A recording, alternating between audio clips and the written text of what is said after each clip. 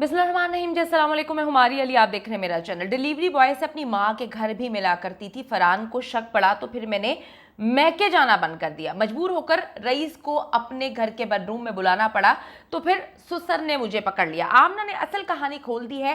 फरहान मुझे मारता था, मेरी नाक फोड़ दी थी, मुझ पे जुल्म सितम करता था, मुझ पे शक करता था, मुझे बाहर नहीं जाने देता था और मैं फिर रईस पर तशद्दुद किया करती थी। इसी इतनी तकलीफ दो कि ये तड़प तड़प के मर जाए, ये तड़पता रहे। पेपर कटर से रईस को दर्जनों जख्म लगाए गए हैं।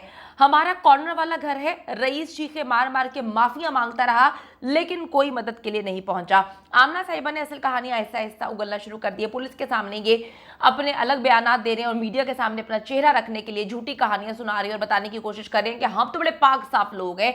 इसका शौहर जैसा भी था, इसका उसके साथ अफेयर था, ठीक है, लेकिन इनको किसी ने राइट नहीं दिया कि ये किसी को कत्ल करें। अगर मसले मसाइल थे तो पुलिस से राब्ता करते, लेकिन किस तरह से? अपना ही पांडा जो है आपका खराब है, अपना ही घड़ा जो है ना वो आपका बीच चौराहे पे आपने फोड़ दी है, यानी कि आपकी बीवी का चक्कर था। तो फिर आपने किस मुंह से, फरहान ने किस मुंह से जो है वो कत्ल किया डिलीवरी बॉय का? वीडियो में बड़े अहम तरीन इंकशाफात है, आखिर तक देखिएगा ताकि आपको इल्म हो सके कि ये जो रोती हुई आमना है इसका असल और भयानक चेहरा क्या है। आपसे रिक्वेस्ट है कि अगर अभी तक आपने मेरे चैनल को सब्सक्राइब नहीं किया तो कर लें, इससे हमारी हौसला अफजाई होती है। डिलीवरी बॉय जी रईस का केस आहिस्ता आहिस्ता अब क्लियर होता हुआ जा रहा है, क्लियर होना शुरू हो गया है। ये एक नैरेटिव बनाने की इन्होंने पहले दिन से कोशिश की है कि वो डकैत था, वो गैंग मास्टर था, वो लड़कियों की इज्जतें लूटा करता था, वो रेप किया करता था। मेरी बेटी को, यानी कि आंटी कहानी सुना रही हैं कि मेरी बेटी को उसने जो है वो ट्रॉमा में चली गई है, मेरी बेटी को वो हाथ लगाया करता था। आप कितना गिरेंगे?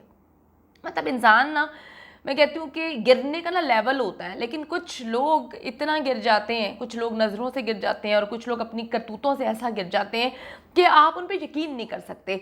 अब इसने बच्ची का सहारा लेना शुरू कर दिया। आमना ने नए इंटरव्यूज में कहती है मेरी बच्ची को हाथ लगाता था। भाई तुम्हारी बच्ची को हाथ लगाता था, तुम लोग पुलिस के पास क्यों नहीं गए? 6 महीने से तुम्हें तंग कर रहा था, तुम पुलिस के पास नहीं गए। तुम्हारा मियाँ इतना शाह खर्च और इतने बड़े दिल का कि इतना उसको मतलब मोहल्लेदार कहते हैं कि जी वो गुस्से का बड़ा तेज है। वो बड़े आराम से कह रहे हैं कि जी 10 दिन पहले ये हमारे घर से चोरी भी करके गया। चोरी करके गया तो भाई पुलिस स्टेशन में क्यों नहीं रिपोर्ट दर्ज करवाई? बड़ी जो है इलॉजिकल बातें करते हैं।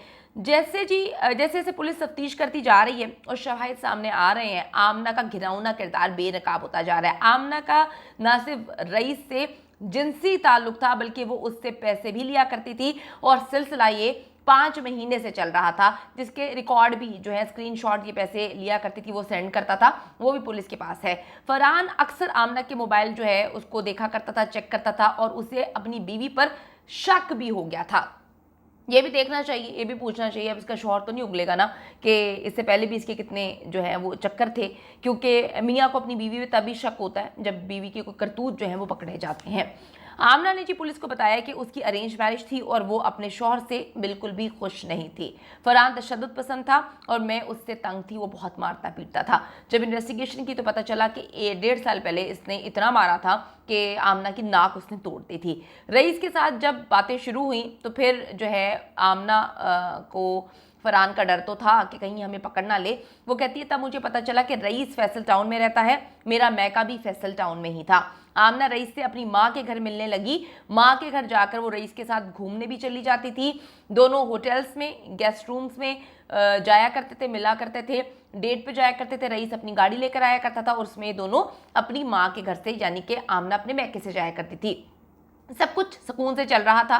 फरहान को शक पड़ गया और उसने आमना को मैके जाना बंद कर दिया। आमना साहिबा के कब्जे से एक और मोबाइल भी निकला है जो गुप्त छुपा हुआ मोबाइल था। उसने वो मोबाइल छुपाया हुआ था, अपने शौहर को नहीं बताया हुआ था। एक औरत या एक मर्द का जो छुपा हुआ नंबर और मोबाइल होता है ना, ठीक है, वो डेफिनेटली उन्हीं कामों के लिए इस्तेमाल किया जाता है जिसका वो किसी को बताना नहीं चाहते। आमना के कब्जे से एक मोबाइल बरामद हुआ है जिससे वो मुसलसल डिलीवरी बॉय रईस से बातें किया करती थी और इस मोबाइल के बारे में, नंबर के बारे में इसके शौहर को नहीं पता। कुछ दिन तो आमना और रईस मोबाइल पर वीडियो कॉल्स पर बातें करते रहे, लेकिन आखिर मजबूर होकर एक दिन आमना ने रईस को अपने घर बेडरूम में बुला लिया। फरहान का बाप जो है उसको शक पड़ा। वो शक पड़ने पर अपने बेटे को वीडियो कॉल मिलाकर जो है अपने बेटे के, यानी कि आमना के उस कमरे में अंदर एंटर होता है जहां पर आमना ने रईस को बुलाया हुआ था। इसके बाद फरहान ने आमना को मजबूर किया कि वो रईस को दोबारा घर बुलाए, यानी कि पकड़ा गया था। आमना इतनी गंदी खातून थी कि ससुर को भी उसके करतूत पता थे, उसके मियाँ को भी पता थे, तो फिर किस चीज़ का इन लोगों को डर था कि इन्होंने आमना को जो है वो घर से निकाला नहीं, तलाक नहीं दी। भाई तलाक देना बेहतर था कि कातिल बनना बेहतर है। अगर एक औरत तुम्हारे साथ खुश नहीं है, वो रहना नहीं चाहती, वो मुंह मार रही है, तो मार रही है मुंह, तो उसको छोड़ दो। तुमने पकड़ के जो है वो कत्ल कर दिया, तुम कातिल बन गए उसके चक्करों में। वो आज आज़ाद हो जाएगी, उसकी जान तुमसे भी छूट गई, उसकी जान जो है वो डिलीवरी बॉय से भी छूट गई। फरहान जो है एक तशद्दुद पसंद आदमी है। उसने पेपर कटर, आईनी मुक्का, डंडा, प्लास, पिस्टल सब कुछ तैयार रखा हुआ था। जब आमना रईस को दोबारा अपने बेडरूम में लेकर आती है, बुलाती है, तो रईस को जी बांध कर उसे शदीद तशद्दुद का निशाना बनाया गया। आमना से इसने काफ़ी मार पड़वाई है। रईस को बार बार बोल रहा था कि तेरा इससे चक्कर है, इसको मार, इसको तशद्दुद इस पर कर, इसको जो है वो हम मार देंगे, कत्ल कर देंगे, और अगर तू इसको तशद्दुद करके नहीं मारेगी तो मैं तुझे मार दूंगा। फरहान ना सिर्फ खुद रईस को मारता रहा बल्कि आमना से भी रईस पर तशद्दुद करवाता रहा। फरहान का जो भाई है इन सब चीज़ों में वो इन्वॉल्व था, और उसका मुकम्मल जो है किरदार है जिसमें वो वीडियोस बना रहा था, उसने बिल्कुल मना नहीं किया, ना ही आमना के ससुर ने मना किया। यानी कि ये एक खौफनाक दरिंदा से फैमिली है जो तशद्दुद पसंद करती है, जिनके घर में तशद्दुद करने के बहुत सारे आलात वगैरह जो हैं वो मौजूद हैं। रईस ने अपनी मर्जी की वीडियोस रिकॉर्ड करवाई और उसे एक जिनसी दरिंदा साबित करने की कोशिश की। आप देखें कि रईस से इन्होंने अपनी मर्जी की वीडियोस रिकॉर्ड करवाई हैं। फरहान ने, कितना क्रिमिनल माइंड है ना फरहान। इससे पहले ये लोग क्या कर चुके हैं, प्लीज़ इसकी इन्वेस्टिगेशन होनी चाहिए, क्योंकि ये लोग इतने सिंपल नहीं है जितना ये बनने की कोशिश कर रहे हैं, और ना ही ये कोई गैरत के नाम पे कत्ल का मामला है। अब जी इन्होंने दरिंदा बनाने की कोशिश की है रईस को, उसको मार रहे थे और कह रहे थे कि तुम हमारे मुताबिक वीडियो बना लो, जो हम कह रहे हैं वो बोल दो। स्क्रिप्ट भी लिखा हुआ था, स्क्रिप्ट पकड़ा दिया था उसको, अगर तुम ये बोल दोगे तो हम तुम्हें छोड़ देंगे। अच्छा जी, अब ये इन्होंने ना 8 साल बच्ची को भी अपनी नहीं बख्शा, और आमना बदतमीज़ औरत जो है ना, इतनी घटिया औरत है, खड़ी होकर कहती है कि जी रईस मेरी बेटी को भी आगे पीछे हाथ लगाता था।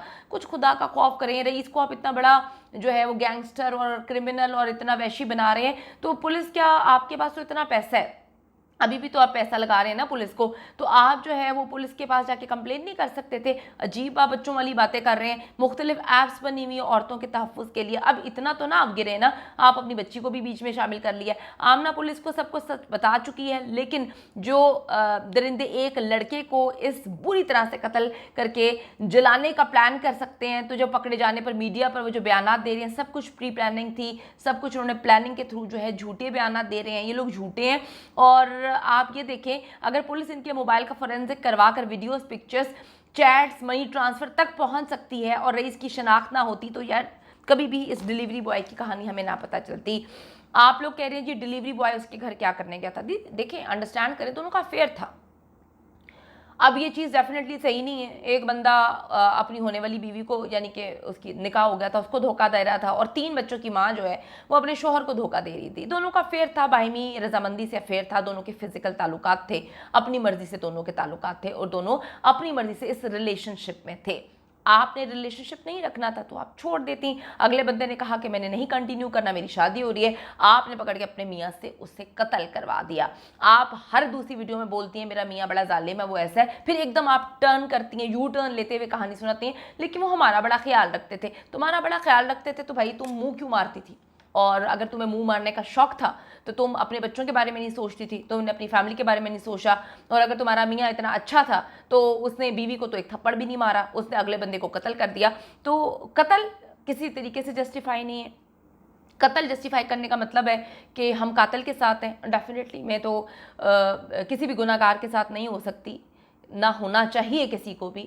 आपको एनालिसिस करना चाहिए, अगर आपको अपना आप भी गलत लगता है तो डेफिनेटली आपको अपना भी एहतसाब करना चाहिए। यहाँ पे तो एक कत्ल किया गया है। अगर किसी को किसी से मसला था तो लॉ एंड ऑर्डर है, उसको फॉलो करें। इस तरह से खुद जो है ना पंचायतें लगा के, अदालतें लगा के फैसले ना कर लें। ये किसी भी मुल्क में ना किसी भी जगह पे ऐसा नहीं होता। इनको सज़ा मिलनी चाहिए, हर हाल में मिलनी चाहिए।